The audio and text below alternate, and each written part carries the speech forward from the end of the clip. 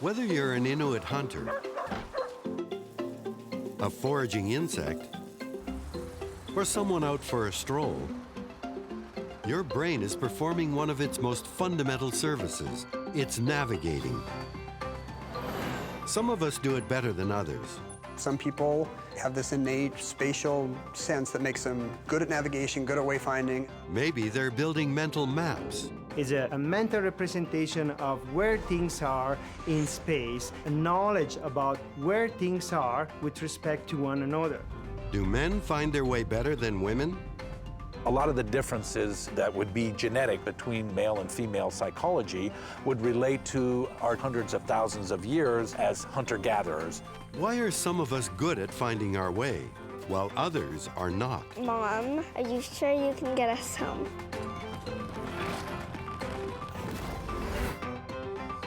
Where am I?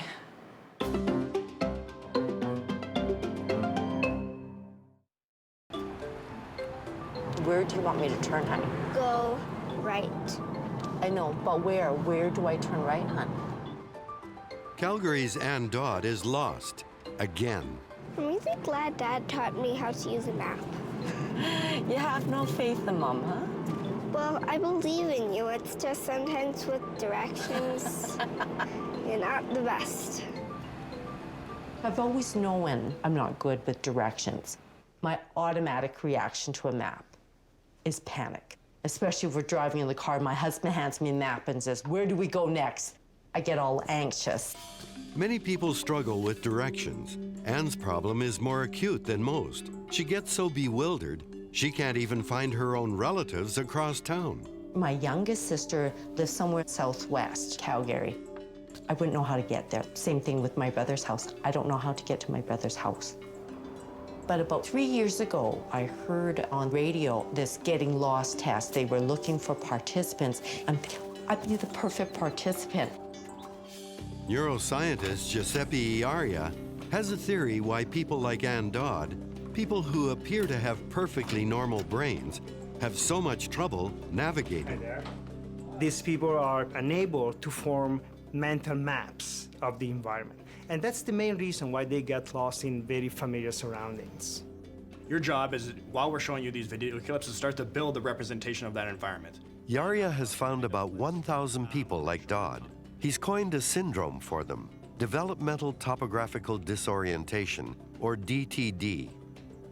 Iaria wonders whether there's a genetic cause to DTD, because Ann isn't the only one in her family who has trouble finding her way around. My father has very poor sense of direction. Then my youngest sister, we were living on 20th Avenue, and she wanted to get to 16th Avenue from my home. She ended up coming back to the house because she couldn't find 16th Avenue. And I have another sister. For the longest time, she always thought, whichever direction you're facing, you're going north. And so my husband said to her, so if you had to go south, you'd have to go backwards? Han comes from a very big family.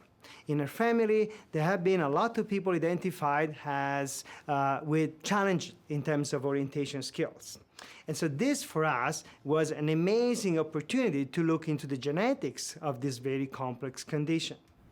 Iaria is trying to learn what navigating tools people like Ann are missing. Good navigators use both memory and imagination, remembering where they've been and imagining where they're going. But exactly how that works in our brains is still a bit of a mystery. Insects are surprisingly good navigators, despite having 8,000 times fewer neurons in their brains than we do. So what's their trick? Tom Collette of the University of Sussex in England has devoted his entire career to ants and bees. Insects' behavior is probably more mechanistic, so you can get more easily details of how they work from insects than you can from mammals. Collette records the comings and goings of bumblebees at 500 frames a second. They're easier to study than most other kinds of bees. Bumblebees are really nice because A, they come out of a small nest hole, and B, they come out fairly infrequently, so you've got a chance of recording them. His outdoor laboratory is covered in a relic of the 70s, shag carpet. Its irregular surface helps the bees' depth perception when they first exit from the hive, which in this case is a plexiglass container under the table. On their outbound trip, the bees memorize all their various flight directions to create a route that will take them home again. It's called path integration. So what that means is they've integrated all the little turns and zigzags, and then they've got themselves a vector that points straight back to the home. In these experiments, we take colonies of bees and then we record their very first flight. It's this inaugural flight Colette is most interested in. He's discovered that during their first foray out of the nest, bees create two-dimensional images or snapshots of important scenes like their nest or their food source. It's a more basic way of seeing than ours. If you train bees to a food site that's marked by just a few landmarks, then what they primarily learn is the appearance of that on their retina. So they're learning a two-dimensional view and then trying to match the view when they want to find the place again. So what happens if Colette changes these landmarks around the nest hole? The confused bees can't find their home. It's awfully cruel of him. But by changing one feature at a time until the bees fail to find home, Colette has determined that bees layer images from their eyes onto images in their memory until they find a match. If they can't find a match, they're lost. They can't imagine where their home is because they don't have the brain power to create a mental map. Insects learn routes, but they probably don't learn cognitive maps. Researchers speculate that a cognitive map is a kind of bird's eye view of our surroundings outside our own viewpoint, a view that can be rotated in our mind. There's been 60 years of argument about whether mammals can form these maps. One tool used to try to solve that dispute is this tank called a Morris water maze. Rats are excellent but reluctant swimmers. This one is dropped into a tank of murky water to search for a hidden island. The rat gets visual clues from the geometric markers or landmarks around the edges of the room. Ah, success. Next time, the rat's put in the tank from a different position. It's still able to find the island, which suggests it could be using a mental map. But some tests in water mazes that were partly obscured suggest that rats don't form a cognitive map. They seem to generate a viewpoint-specific snapshot, a bit like bees do. So these behavioral water maze tests were inconclusive. Then, studies revealed the existence of navigational neurons in rats' brains. That evidence has helped a McMaster University neuroscientist draw some conclusions about the human brain, how memory and imagination might combine to form a kind of map.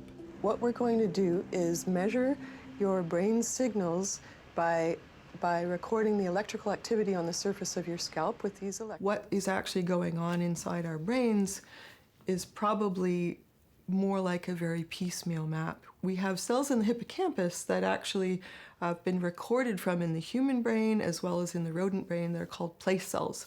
And these place cells will actually fire when a person or animal is in a particular location. Those place cells are thought to be the building blocks for our ability to map the world. If one place cell is active in one corner of the box and another place cell is active in another corner and so on, then from the collection of place cells you can deduce that the animal can represent the whole environment. The black line is the path a rat has taken in a box. The red dots show how the firing of different kinds of place cells map the box's dimensions. Is this a cognitive map at work? Sue Becker's research now focuses on learning which circuits in the human brain's hippocampus are firing as we remember where we've been and imagine where we're going. When you lay down memories, it's not just for the purpose of reminiscing, but you use your memory in order to be able to imagine what's going to happen next. There's a lot of evidence that you are using the same circuits, whether you're remembering or imagining future events.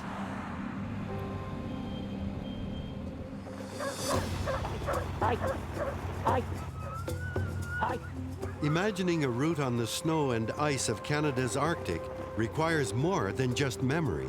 It calls upon thousands of years of navigational wisdom.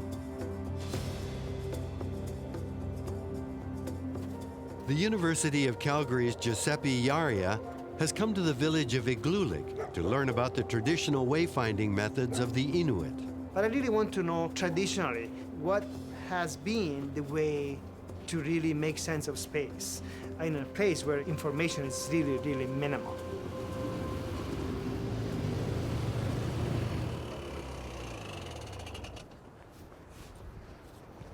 Hey. Oh, hi, John. Hey. Hi. How are you? Good. Iaria is heading out across the snowfields beyond Igloolik with John Arnatsiak, who's been a hunter for 40 years. Today, visibility is well over a mile, but with nothing to focus on, and with the sky the same color as the snow, these are whiteout conditions. Arnatsiak is guided by a faint pattern in the snow, which holds in its shape a record of the two prevailing winds. The snow is always formed from the wind. I'll show you. See? If it was from the north, it would be hard like this. Oh, it would be hard like this. Yeah. Yes, because this is older. It's spring in the Arctic, so it's always light out. That means no stars by which to navigate. But Arnatsiak is guided by the ripples of the snow, and when the light is poor, he puts his foot out and feels the ripples as he drives. When he's near the ocean, he can be guided by ocean currents, and as far as 40 kilometers away, he can see its imprint, a dark band across the horizon called water sky. Another hunter approaches.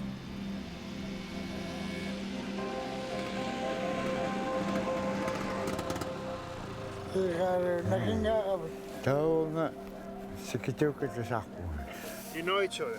Yes. Hey. Itani Paniak is 20 years younger than Arnatsiak. He uses a GPS device, but he knows the winds just as well. Yeah, I know these snow drifts when I was growing up. And north wind Quebec is a lot harder, and from the south wind it's a lot softer. Like this part is powdery. Yeah. North wind are more packed than south wind. So it gives you a lot of information. Yes, and they're always facing north and south directions, and it never faces East or west. east or west. Can I see your GPS? Oh yes, I have a GPS here. Sorry. And you always keep it with you? Yes, this is my best friend when I go around the land. John, you don't use the GPS. For me, it's a waste of time. Oh. Because I know which direction to go on the weather like this. I was young lad when he was teenager, Yeah. and back then they were using more dog team instead of a skidoo. Oh, I see. And dog team knows more about campground and Yes.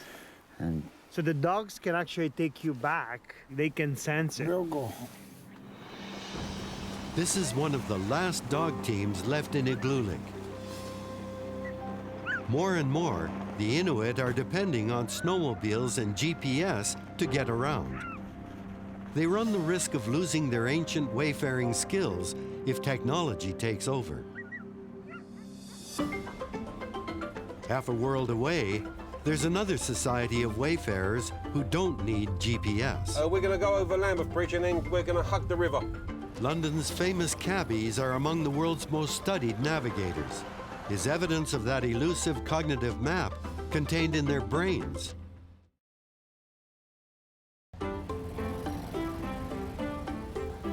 I've got my own GPS as well in my head. It's called the Knowledge. Terry Foreman has been driving a taxi cab for 20 years. He studied 3 years to gain the knowledge. And the knowledge was, I suppose, daunting's the word.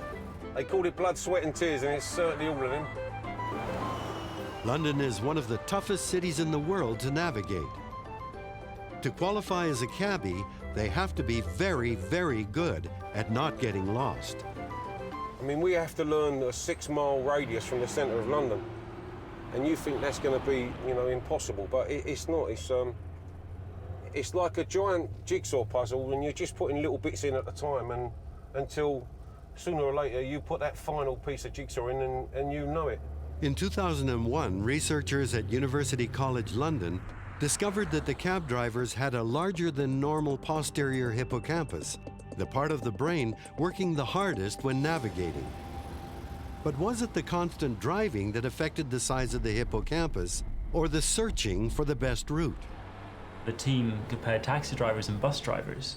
They both have to drive through London, they both have to deal with customers, they're there all day watching the cars and the city fly by. Only taxi drivers are taking novel routes each day.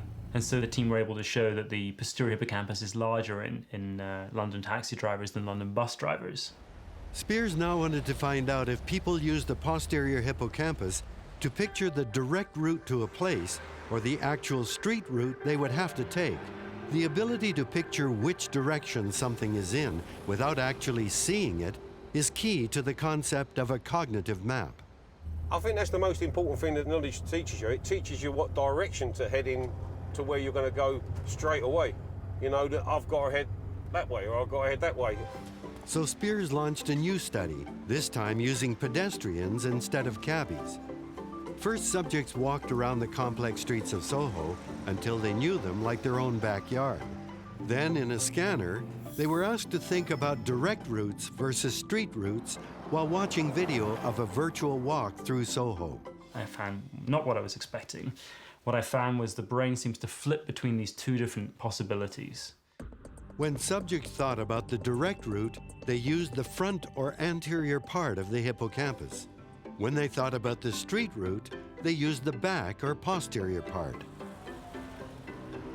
So my guess now is that perhaps the taxi drivers are expanding that posterior hippocampus because they're having to think about the paths. All these studies confirm cognitive maps mainly reside in the hippocampus, if they exist. There are some people who think that there is no such thing, that it's basically a fiction. So Nora Newcomb's spatial intelligence team took advantage of a brand new Temple University campus to determine whether or not cognitive maps exist. So I'm going to have you put this blindfold on. In the name of science, Kinari Atit is temporarily blinded, deafened, and immobilized to thoroughly disorient her in a place she's never been anyway.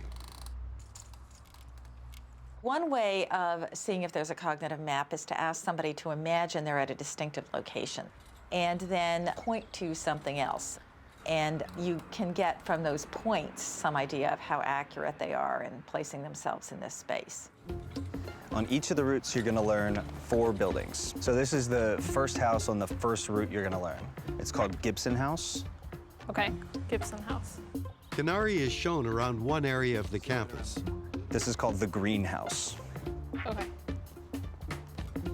Blindfolded again, then toured around a completely separate area. So this is called Dixon Hall. Okay. The tricky part is being asked to point to buildings she was shown in the first area, while she's standing somewhere in the second area. It's difficult because Kinari has no information about the relationship between the areas. I was trying to think about where buildings that I learned the second route were in relation to buildings that I learned in the first route. It was hard to figure out where they would be. Finally, she's taken on a connecting route between the two areas and asked again to point to certain buildings. All the test subjects were now able to do this. They could imagine the location of buildings even when they were out of sight. We found that by the time people went on connecting routes between the two separated routes, everyone was able to point from one building to another building. In other words, they could build a mental map once they had enough information to create it. I think we were going that way. Is that your final answer? Yes. Okay. We found that there is a cognitive map, pretty much, and that there is one for everyone. Keep left. But having one and using it are two different things. At the end of the road, turn right. These days, it's often simplest to just follow directions. Which navigation technique we prefer could have big implications for our mental health, according to McGill University's Veronique Bobat. The hippocampus is the area of the brain that is affected with Alzheimer's disease. So it's an area of the brain involved in memory, but specifically for events that occur in one's life. So that's here, the slice of the hippocampus I'd like you to take. It's good to exercise your hippocampus to keep it healthy, but GPS doesn't do that. It triggers a simpler, more automatic navigational technique Bobat calls stimulus response. It develops a different region of the brain, the caudate nucleus. So stimulus response means that we make a specific motor action when we're faced with specific stimuli. So at the white building, turn right. And then when you see the gas station, turn left. Bobat has a slate of virtual reality tools to find out whether people prefer to build a cognitive map or use stimulus response. In this perfectly symmetrical room, Zara Chaudhary is the human equivalent of a rat in a water maze. But this time, no one's getting wet. The room has 4 separate images projected on the walls. One is a barn, the others are distant hills. Her instructions are to roam around the room until she finds a spot where the pole she's carrying beeps. After learning the location of the beeping spot, Zara is sent in to search for it again. But the picture of the barn has been moved. Using this room, Bobat can judge whether a subject creates a wide mental map using all the images or responds to the more immediate stimulus, the barn. Another crucial tool in Bobat's toolbox is this virtual maze. 8 pathways extend from a central hub. There are virtual treasures to find at the end of each pathway. In the background are various landscapes. Bobat wants to find out who's finding the treasures by building a mental map linking the landscape to the pathways, and who's finding them by keeping track of the immediate stimuli, the paths.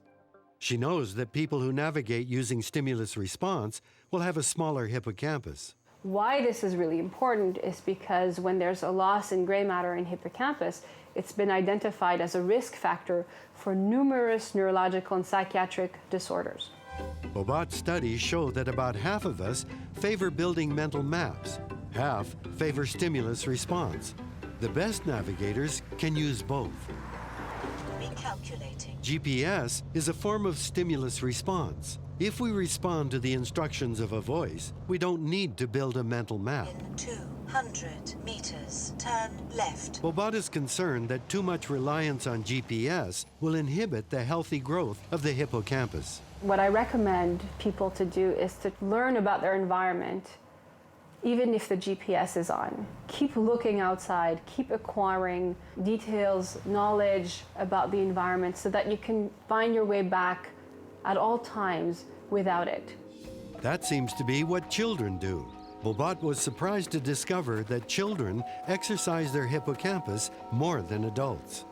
85% of 300 kids that we tested that were 8 years old were using spatial strategies.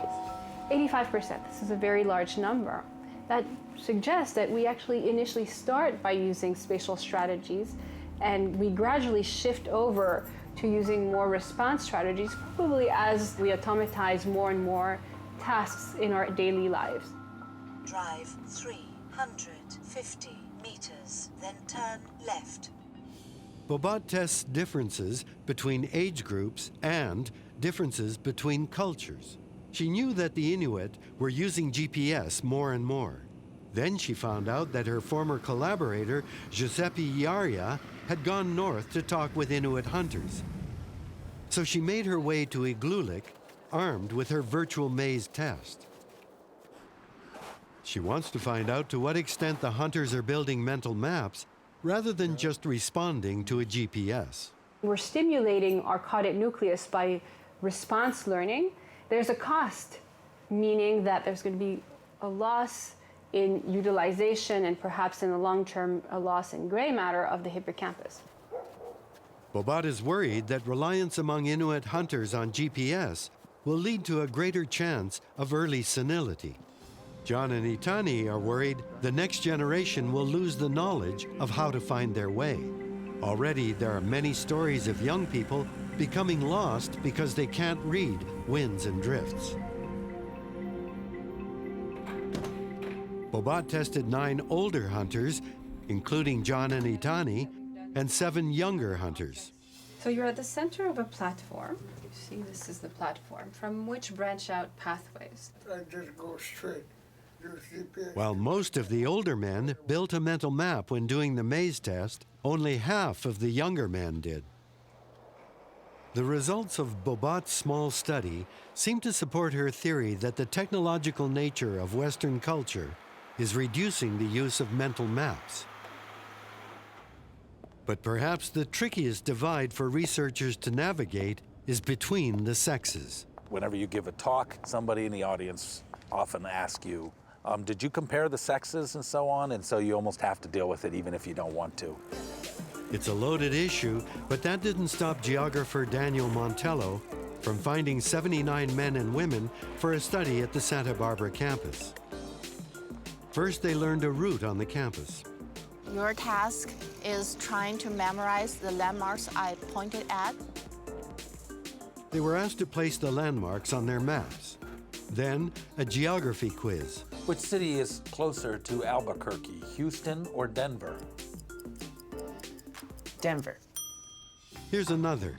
Which city is closer to Winnipeg, Calgary or Toronto? And there's the always entertaining mental rotation test. This is a test of your ability to look at a drawing of a given object and find the same object within a set of dissimilar objects. Which of the 3 choices on the right is the same as the object on the left?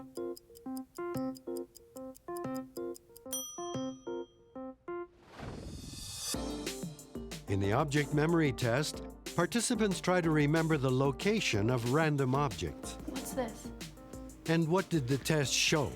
They showed that men do outperform women on tests, especially that involve learning environmental layouts more so than learning pictures. Men are usually significantly better at indicating directions straight to locations that are not directly along routes. Women outperform men on the object memory test, and this is confirmed by tests from other labs. Men do better on the object rotation test. And while both sexes do equally well finding their way with a wealth of landmarks, as the landmarks are removed, men gradually outperform the women. Many researchers, including women as well as men, would agree that men do tend to be better at creating novel routes. And the question becomes, why? Is it nurture or nature that mostly shapes our ability to find our way? A lot of the differences that would be genetic between male and female psychology would relate to our hundreds of thousands of years as hunter-gatherers, where it was almost always the case that men did the hunting, they traveled around with other men, they hid, they had to figure out locations and follow dynamically moving prey and so on, and women were primarily gatherers. They had to know the locations of fruits and nuts and things that were not changing around, but still they had a particular location. And 10,000 years of civilization, so the theory goes, hasn't yet changed our basic genetic makeup. Men are better at finding their way, but women are more likely to find the car keys. But maybe it's partly our cultural roles and fears that make men better at wayfinding. The fact that men traditionally do the driving, I think, may be a big part of this story. But there's another part of the story also, which is that the consequences of getting lost are different for men and for women. And women are often actively afraid to explore foreign cities, for example, because if they get lost in a bad neighborhood, they, fear being, robbed or raped, or more so than men. And I think that's a much neglected aspect of this story. Or maybe it just comes down to our interests, whether innate or learned. It isn't even so much what you can do, it's what you like doing. And if you like traveling around in the environment, if you enjoy reading maps, then you're going to spend a lot more time doing it.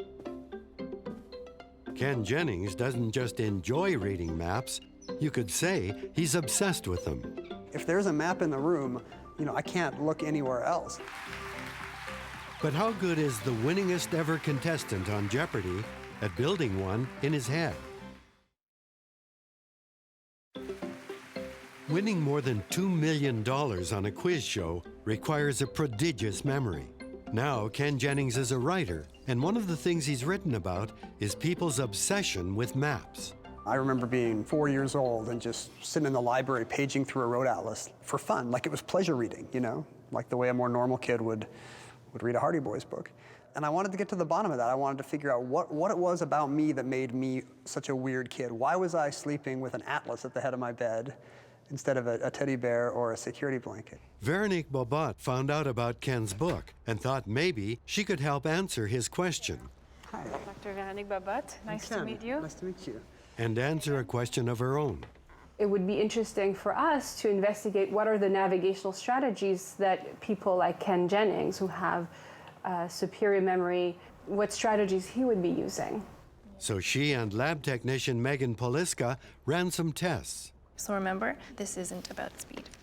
I feel, a little bit nervous because, I've written this book about, my deep love for maps and geography, and now they're going to look at my results and tell me, no, I'm sorry, you actually couldn't find your way out of a paper bag. Poliska uses a modified version of the virtual maze test.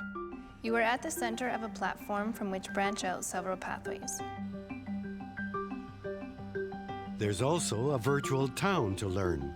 You'll be placed in a virtual town, and you will have to visit and identify the different locations that make up this town.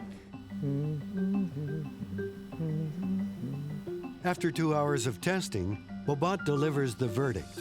You performed really well. You did go in a direct path most of the time, which is a sign of cognitive mapping. People who can go in a direct path to a new location have to have some kind of internal sense of where things are in order to derive this novel route. And we have MRI data to suggest that in those situations, people use their hippocampus. So you see what's going on inside the brain when people take that test, and you can tell which mental muscles they're pulling. Yes. That's cool. I feel like a cognitive map must exist just because I feel like that's how I experience places. I feel like there is some world in my head that I can rotate and zoom in on. It's almost like I have some mental version of Google Earth up here. I know there's a lot of controversy on whether a dog can do that, or a bumblebee. Or an ant.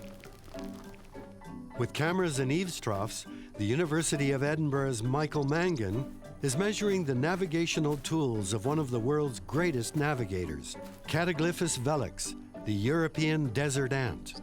But Mangan is first and foremost not a biologist, but a roboticist. When I seen the story of the desert ant, where she can navigate in complex environments as we have here, then I was really inspired that something with such a small brain, the size of a pinhead, and with low resolution eyes, can actually get herself home there. So if we can understand how she's doing that, then maybe I can apply it in robotic systems. If robots ever take up much of civilization's workload, they will need to navigate on their own. And the simpler the system, the better. What we're looking for is to find the minimum solution that allows navigation to happen. Mangan is searching for clues to ant wayfinding a few miles outside Seville, Spain.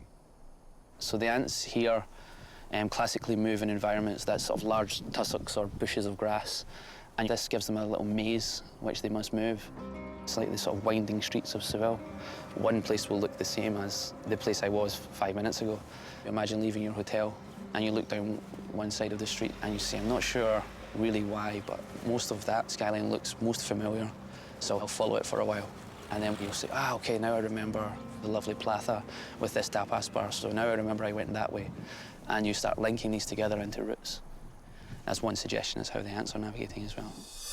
In the eavesdrop experiment, Mangan is purposely trying to confuse the ant's sense of distance. So we're interested in seeing whether the ants are also taking into account what they are certain and uncertain about in their calculations. First, the ant leaves the nest and eventually finds a cookie treat. Then, Mangan carries it halfway back home and puts it in what he calls his assault course. We force them to take lots of turns and wiggle their path when they're going home. Then maybe with this assault course, they would say, okay, I think I traveled this half distance, but I'm not so sure. Mangan wants to know whether the next time out, the ant searches based on its memory of the outward journey on the straight eaves trough, or its memory of the shorter homeward journey in the assault course, or maybe an averaging of the two. Or maybe the animals have a completely different strategy. And if that's true, then I'd really like to know what they're doing as well, because they're navigating this environment no problem. So ants seem to have us at an advantage, because in our cities, we can easily get lost. Urban design and wayfinding are Colin Ellard's passions. He began his career studying animals like ants and bees. I spent many years trying to understand how animals dealt with problems of space. And I thought, gee, if there was an animal that built really interesting spaces that might relate to how their minds were put together. And it took me an embarrassingly long time to realize that those animals were us. Ellard has a virtual reality town in which he can manipulate features to make wayfinding easier or harder. What I want you to do is imagine that you're visiting a city that's laid out, much like any other city you've been to. For this task, I want you to find an identical statue to that one somewhere inside the city around you. Ooh. One of the things that we manipulate in the experiment is what you could think of as the grammar of space. In this town's grammar, Ellard has purposely left out landmarks. That's kind of like leaving out the nouns. Where am I? Ellard wants to see how the lack of landmarks affects how Christine searches for the statue. First, she tracks around the town's wall, then plunges into the center and finds the statue. Yay! There we go. Great. So, how was it? I was looking all the time for other landmarks to help guide me back out again, but everything was just the same window, and so that was frustrating. Going into a landscape that is really devoid of landmarks can be a bit discomforting and can take people some time to figure out what else they can use to find their way. Ellard has a real-world test that measures people's emotions as they walk the streets of a city and how that affects their wayfinding. Christine and John get palm monitors to measure their stress level as they wander around Kitchener, Ontario. Meanwhile, they have to play an annoying little game intended to distract them. You're going to see a rolling display of digits. Every time you see a digit appear, I want you to press the scroll button. But if you see the number 3, I want you to not press the scroll button. All right, let's go for a walk. Great. Often we get lost simply because we're not paying attention to where we're going. We're daydreaming. Unlike any other animal, we have this ability to move effortlessly through time and space mentally. So we can imagine ourselves being somewhere other than where we are right now. The downside of that is that it increases the likelihood that we'll become lost. So we're going to walk into this building and then out the back doors. Uh-oh. But Ellard gets lost. This seems to be a long way up. Maybe it was down. Oh, it is the way up. There we go. I would put my wayfinding skills as below average, but a lot better than they were before I began to get into the business of studying wayfinding. Then, Ellard lets John and Christine lead. He asks them to make note of what attracts them to their route. How does the definition of a street influence how people feel, where they look, and what they do? Why here? Well, it's sheltered. I like the people. Lots of greenery, too. A streetscape that captures our interest puts us in the here and now. We pay attention to where we are and where we're going. That's entirely the reason I went over here. I wanted to see whether this is fun. And now, is their cognitive map working? Could you both close your eyes? Now point to the clock tower. Pretty good. Good navigators figure out the strategy that's going to work best. They have a good sense for what's going to work in some particular context. But some things will always be a challenge. Where's the car?